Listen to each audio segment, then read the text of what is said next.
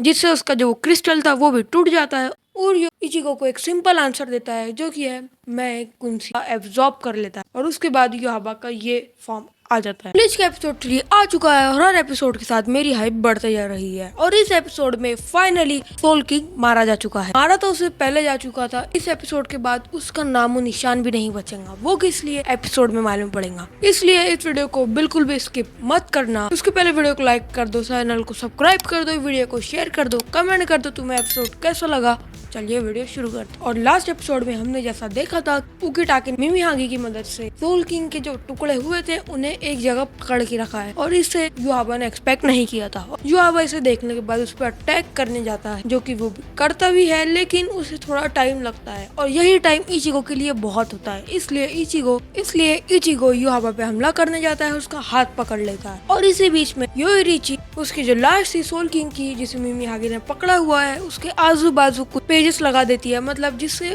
उसके आजू बाजू एक ऑरेंज कलर का सील बन जाता है और उसके अंदर एक पिलर बनना शुरू हो जाता है। और क्योंकि योहाबा को वो सोल किंग को सील नहीं करने देना चाहता था इसलिए वो एक हमला करता है जिससे इचिगो रोक देता है और इसी बीच में वो पूरा पिलर बन जाता है। अब इसके बाद एक बहुत अच्छी लाइन आती है कि इचिगो जो है बार बार योहाबा को यही कह रहा है तुम्हें रोक दूंगा, मैं तुम्हें रोक दूं। फिर योहाबा उससे कहता है तुम्हारी कमजोरी यही है कि जिसने तुम्हारी माँ को मारा है तुम उसे ये भी नहीं कह सकते हो कि तुम उसे मारने वाले हो। और इसके बाद इचिगो को थोड़ा हिट होता है, लेकिन उतने में ही हमें दिखता है उर्जू इशिदा जो कि उसके एरोस की मदद से सोल किंग के ऊपर हमला करना शुरू कर देता है और उर्जू एक तीर मारता है योरिची और दूसरी पिलर और वो जो सिक्योरिटी उसने बनाई थी उसे तोड़ देता है। उसके बाद इचिगो का थोड़ा ध्यान बढ़ता है कि उर्जू उनके ऊपर हमला क्यों कर रहा है और इसी बीच में योहाबा इचिगो से आगे चले जाता है, मतलब सोल किंग के पास। इचिगो वापस जाता है उस पर हमला करने, लेकिन योहाबा उसे एक हाथ में ही पीछे लौट देता है और उसके बाद योरिची योहाबा पर हमला कर कोशिश करती है और वहाँ पर उसके पीछे आ जाता है पारंगजास जो भी इसका नाम है, अगर मुझे गलती हो गई तो माफ कर देना। और उसकी पावर पता नहीं क्या होती है कि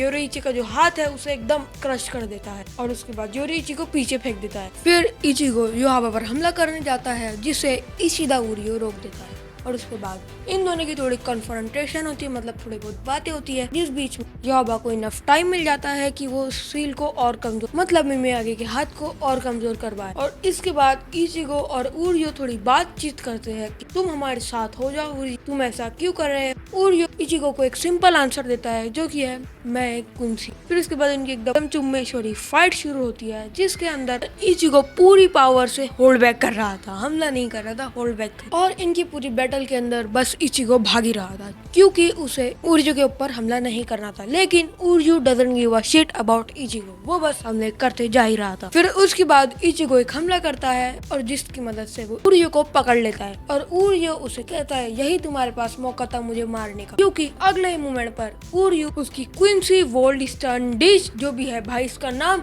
उसे एक्टिवेट कर लेता है और उसका जो डिजाइन है वो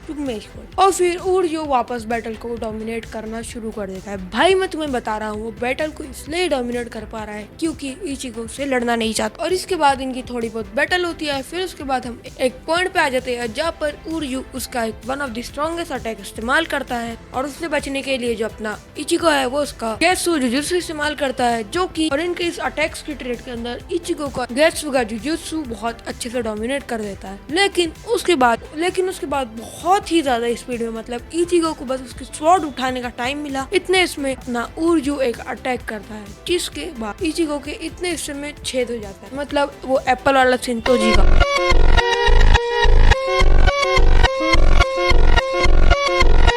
और हमारा सीन चेंज होता है और हम आते हैं उराहिमे, चैड और ये शिबावन जो कि योहाबा की बाकी टीम से लड़ रहे होते हैं। अब तुम्हें भी पता है मुझे भी पता है इनके पास कुछ ज्यादा शक्तियां है नहीं इन लोगों का सामना कर पाए, तो ये लोग मिलकर उनकी थोड़ी बच्चों वाली चाला करते हैं जिससे ये लोग बहुत ही आसानी से डिफ्लेक्ट कर देते हैं। और यहाँ पर ये लोग उनसे आखिरी बार कहते हैं अगर तुम हमला कर रहे हो तो कर लो, न तो हम तुम्हारी फाड़ देंगे। और यहाँ पर हमारा सीन चेंज होता है, हम आते हैं उकिटाके पर जो की बहुत ही स्ट्रगल कर रहा होता है क्योंकि योहाबा मिमिहागी पर बार बार हमले करते जा रहा होता है। उर्जी और इशिदा की जो बैटल चल रही थी, जिसे मैंने एक इसमें कवर कर दिया, उसके अंदर हमें दिखता है कि इचिगो हार चुका है, मतलब वो नीचे गिरते जा रहा है। और यहाँ पर हमें उर्जी के थोड़े सीन बताए जाते हैं और एपिसोड खत्म। लेकिन हमें आखिरी में एक पोस्ट क्रेडिट सीन बताया जाता है, मतलब आखिरी के 1-2 मिनट में छोटा सा सीन बताया जाता है, जिसके अंदर युहाबा फाइनली मिमिहागी के हाथ को डिस्ट्रॉय कर देता है और उसके बाद जो सोल किंग होता है उसे बीच में से काट देता है, मतलब जिससे उसका जो क्रिस्टल था वो भी टूट जाता है और सिर्फ बचता है सोल किंग, जिसे युहाबा एब्जॉर्ब कर लेता है। और उसके बाद युहाबा का ये फॉर्म